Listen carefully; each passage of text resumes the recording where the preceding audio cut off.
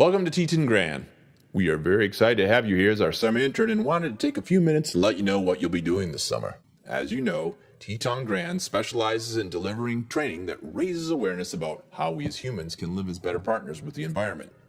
We develop live hands-on and e-courses covering a range of environmentally focused topics, from how to set up an effective home recycling process to how to survive in the wild. And in the past 7 years of business, we've seen a lot of growth. But we need to better understand what's driving that growth and where there are new potential areas where we can add value and deliver on our mission of spreading sustainable human living practices on this planet. That's where you come in. We've been collecting exam scores and satisfaction survey data from our students at all locations, along with some basic demographic data. A high-level analysis of this data suggests some interesting trends that we'd like to get a better understanding of, as it may give us insight into potential new customers and at least help us understand how we can make our product better for our existing customers. We'd like you to take a look at this data and generate options for a hypothesis that you could test for us this summer. Now, recent research shows that women tend to be more environmentally conscious than men, as they are more severely impacted by climate change than men.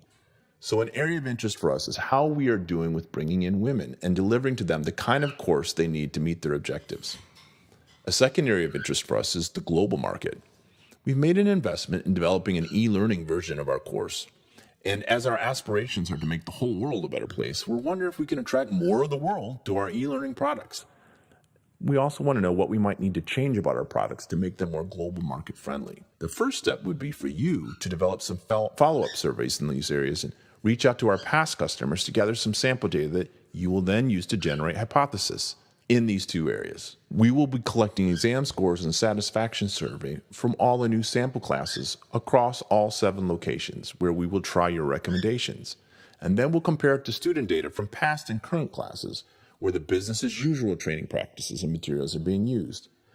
The business as usual data will represent our null hypothesis, or no change.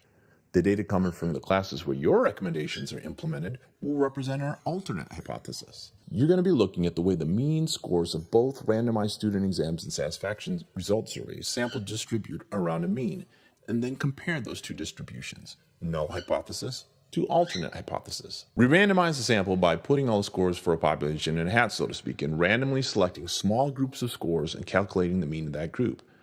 This way, we can be sure that the sample distribution of those small group means will truly approximate the shape of not just the population we happen to score, but the larger population we might draw in. When you compare these two sample distributions, you'll be looking to see if there's a significant difference. We'll talk about that in a little bit. You'll be asking yourself, what is the likelihood or probability that the difference was not caused by the business as usual approach? You'll be calculating that mathematically, and if the value is less than 0.05 or 5%, meaning there is less than a 5% chance that the outcome of curve B could have been caused by business as usual, then we can conclude that it was caused by your recommendations, which is the alternate hypothesis that we predefined to explain the results of the experiment. That calculated value of likelihood is called the p-value. P for probability. One thing that we'll want you to do is to calibrate our existing exam and satisfaction survey as well as any new surveys you develop so that we can better understand what the average error is that is being introduced into the exam and survey scores when using these tools.